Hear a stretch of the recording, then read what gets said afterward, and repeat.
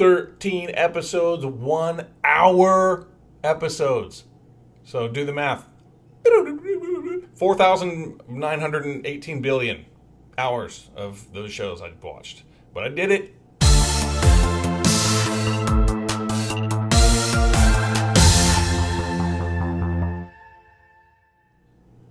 Welcome back to Dramatic Evaluation. Please hook me up and like the video, subscribe to the channel, and please leave a comment. So in this video, I am a little later than I have been in the previous ones, but I'm doing a what I've been watching in the month of June. We're a little late in July, so probably do one for July in another couple weeks or so, rather than group them up together. So we'll just get right into it so it doesn't run too long. I will start with movies. So on Netflix, there was this comedy movie called Incoming. I saw when it came out, but I was like, oh, it's like kids. I don't really care or know these kids, actors. I don't want to watch this. And then I saw later a clip or whatever, how they promo their own stuff on Netflix, like when you hover over it and they show a little clip from it. And it was Caitlin Olsen from It's Always Sunny in Philadelphia, who is in the top 5 of funniest, to distinguish like female comedian actors, like whatever. But I mean, she's in like top 10, top 15 of men and women, I would say. Like, she's hilarious. So she doesn't play a huge role in it, but I saw it because I saw that she was in it. And this movie is funny, dude. Like, this movie is good and funny. It's solid. I definitely recommend it. It's kids in high school going to a party and trying to make a name for themselves in high school and stuff like that. And it was pretty solid. Also watched Logan Lucky, also on Netflix. That's with Daniel Craig and Channing Tatum and Adam Driver and a few others. And it was pretty good. It was like a heist movie, basically. And it was pretty good. I saw when that one had come out, but I avoided it because I was kind of...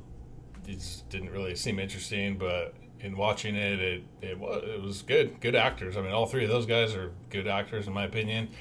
The story was pretty good. They got a little twist in there at the end, and it was entertaining. It was a decent movie. Ash, I think I rented this on Prime, but now it's streaming somewhere. I can't remember where, but it's on something. But I was going to do a review video on this movie, and then I kind of just decided not to. But it was pretty good. It was a good sci-fi movie. It's kind of an interesting take on a sci-fi movie and how they deal with it, with aliens or an alien sort of inhabiting a person and moving from person to person. So you're kind of, it's got that the thing element of not knowing who's, you know, if this person's a human or the alien inside of the person or whatever. And it was pretty interesting and pretty good sci-fi movie. Pig, I certainly avoided this when it came out because is ridiculous. It's a Nicolas Cage movie, and it's about his pig getting taken, like abducted from him. So I was like, oh, why would I watch that? Watched it, and heard decent things about it, and it is pretty good. It is... you know, I feel like it could have been better. It was kind of like, I don't know, it kind of dragged a little bit, or like was just kind of like, what do we, you know, have more of something going on. I don't know, but Nicolas Cage is decent in it, and I don't know the name of the actor, but there are these two brother actors. One of them's in Hereditary. The other one's in, they've been in a bunch of stuff. One of the other ones in Death Note. Those are the two main things I know both of them from. Several things these guys are in, but they're both really good. They look really similar. I'd seen them, it's funny, I've seen them like a million times in these shows and movies, and I'm like, that guy is that one actor? Oh, no, it's not. But, oh, it looks a lot like him. But it must be something. And I finally looked it up, and it's like, oh, they're brothers. So that makes sense why they look so much alike. But anyway, he's awesome. He's awesome in everything I've seen him in. I should know his name, and I'm not going to look it up, so don't worry about that. But he is great in that movie. So ultimately, Pig was pretty good. Sinners, obviously good. This movie got rave reviews. Goodness, what a good movie. What an awesome movie. The first hour of that movie, a little slow, kind of setting everything up, getting all the stuff in order, and then the last half of that movie, freaking awesome, dude. People hold up in a certain location trying to survive the night from vampires. That's all I need, man. Give me that 100% of the time, and I'm gonna like that movie. and then it had other elements in it. The way that it handled music and just the sound design in that movie was so awesome, and the visuals in some of the scenes so awesome. Definitely recommend Sinners. Check that one out. It's, of course, after I paid money to rent it on Prime, like 2 weeks later it comes out on, I think, Max. So of course that happens every time. Plane, I think this came out on Netflix with Gerard Butler, the 300 guy, and the guy who plays Luke Cage. I don't even know his name in Luke Cage, but he's Luke Cage. They crash land on a plane in a really bad area, I think in the Philippines, and you have to like fight with some crazy like guerrilla guys that live there. And it was all right. It was entertaining, but kind of like B movie status basically. Predator, Killer of Killers, animated movie on Hulu. As I'm older, like I just don't care for animated stuff. Even when it's like adult cartoons, like comedies and stuff like that, like I don't know, it's not for me anymore. I don't really respond. I just don't want to watch those. But I love the Predator and the Predator universe. I watched this movie and it was awesome. Like the only thing watching this that I thought was like a bummer was the fact that it was animated. Like this would make for a rad live action Predator movie, a very unique, interesting take on the Predator series. Some really cool sequences in there, probably made a lot easier because it was animated, and it would be a lot more difficult to do live action. That could have played into why they did that, but it was cool, man. It was very entertaining, very good, and they probably will do more with that, the way that it ended. Neighborhood Watch, this was pretty good. This was Jeffrey Dean Morgan, who plays Negan in The Walking Dead, and of course Jack Quaid, dude who is popping off and is in everything. I've talked about him before in like 35 other movies I've talked about because he's been in that many in the last year or two. He's in The Boys. He's Dennis Quaid's son, and he's awesome. He's great. They're trying to like catch he's kind of this neurotic, kind of weird, I think like schizophrenic guy. He witnesses a girl get like abducted on the street, so he's trying to like play detective and help this girl and get the bad guy or whatever. And Jeffrey Dean Morgan is a former security guard, head of security or whatever, but he's like retired, and he's one of those guys who's like can't let the job go, so he's always kind of popping into the like university or wherever he used to work to try to be like, hey, you guys need to do this with the cameras and this stuff, and they're like, get out of here. Like, so he's kind of interested in wanting to still like do something in that realm, so they team up and try to find the girl, and it's pretty good. I think I watched that on Prime. I think that was on Amazon Prime, I'm pretty sure. Presents, I did a review of that movie. If you want to hear my thoughts on that, go check that video out. Frozen, the Broadway musical on Disney Plus. They did this with Hamilton. They released like a quality recording of Hamilton live on Disney Plus. Now they did it with Frozen, the West End version with homegirl from Les Mis and the Pretty Woman musical. What's her name? Samantha Barks. Awesome. I thoroughly enjoyed this. Frozen the movie was like pretty good. I still need to watch 2. I never saw Frozen 2, but the first one was like, it's fine. The Broadway musical is awesome, dude. Like they kill it. Everyone kills it in that. The set design, the like how they handle certain characters like Sven and Olaf. It's pretty interesting and pretty cool how they tackle those characters. And the songs are awesome and the performances were great. So definitely check that out if you like musicals. A Minecraft movie. It was all right. It is what it is. It was definitely funnier than I expected it to be. Jason Momoa's character was pretty funny. But yeah, good family movie if you want to see something with the kids. It was pretty good. Until Dawn, horror movie. Again, another that I paid to rent, and now 2 minutes later it's coming out on Netflix. So while I did watch this on Amazon Prime as a rental, by the time this video comes out, you'll be able to watch it on Netflix. And interesting, kind of bummed they make a movie called Until Dawn that I think, maybe, I don't know, I could be wrong, but I thought it was supposed to be like have some correlation with the game Until Dawn, which is an awesome game, and kind of game where you like choose a path and what you do affects the story and changes it. So you could play this game 20 times and have different outcomes and different people die or survive, and really cool, interesting game.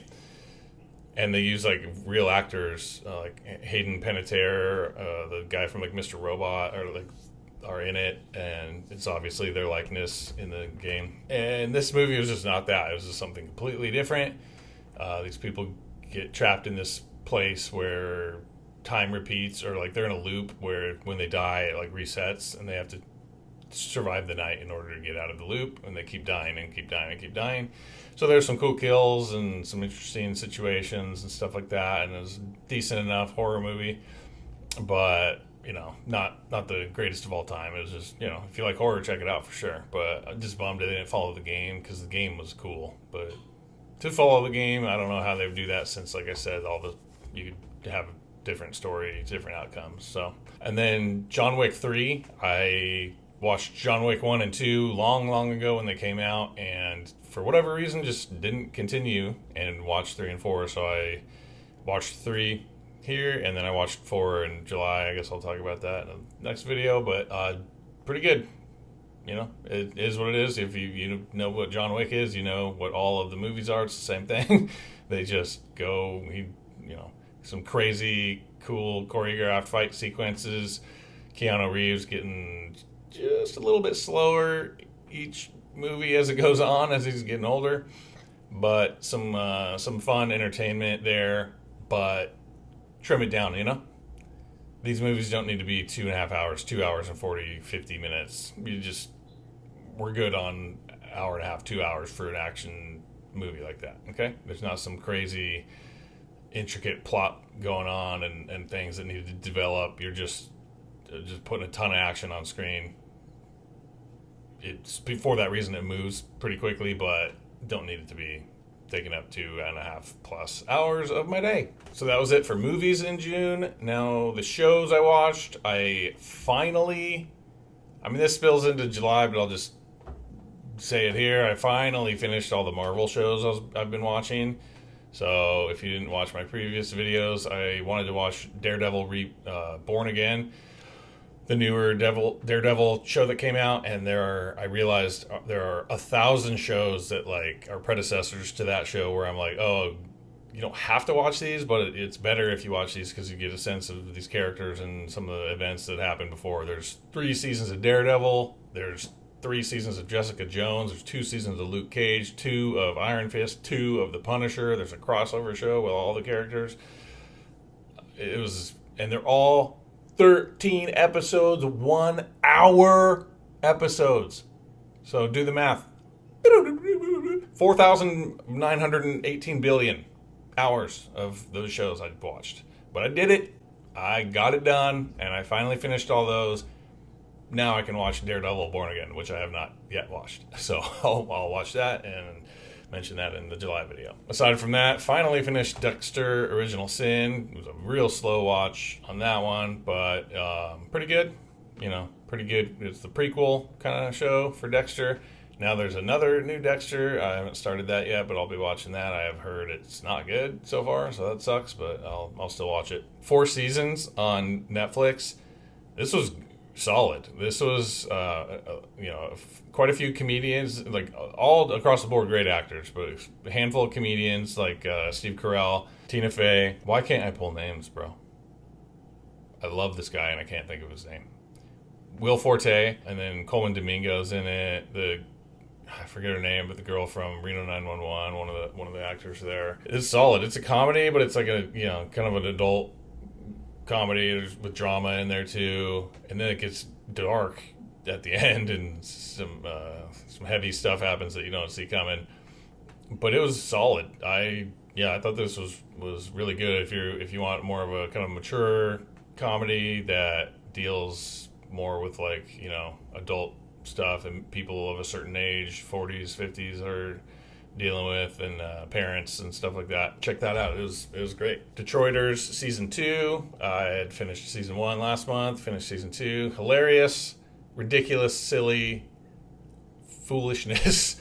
But Tim Robinson and Sam Richardson, hilarious guys. hilarious show. Check that out if you like comedy. And then Squid Game season 3, powered through that one when it dropped because I love Squid Game, and it was good. I love that story. I love Squid Game. It's great, but I just did not like. I guess I'll try not to spoil it, but I just didn't like how it ended. They introduce a baby into the mix that really mucks up the whole thing, and like what they can and can't do, and just gets in the way of stuff, and ultimately ends up ruining the ending for me, like based on what happens with the main character because of the baby. And there's certain little details in there that, like, without spoiling it or getting into the details, like that, like it didn't need to happen, it didn't need to go down that way, and it bothers me, and I hate it. But ultimately, at the end of the day, great show, very solid show, Squid Game. Definitely recommend it. And they're making an American version, apparently. I think that's true. The way it ends, there's an American actor at the very end. I think people initially were like, it just came out. You don't need to redo a remake. Come on. Like, it's not a remake. It's a continuation. They're going to have it basically as if it's season 4 of Squid Game. So we'll see. That probably will be good because Squid Game is good. So I'll definitely be watching that when it comes out. And that's about it for what I've been watching in June. Like I said, we're into July. There's some stuff I've been watching since then as well, but I'll go over that in a couple weeks when I do a video for July. Mostly good stuff. Didn't really watch anything there that sucked, that I would say to avoid. Like, check out any of that stuff I mentioned. If any of it sounds interesting to you, it should be good. I recommend it. So, like I said, please like the video, please subscribe to the channel, and please leave a comment. Let me know if you liked any of these, or if you haven't seen them and want to see them. Let me know what you want me to cover next. Stay tuned. Until next time,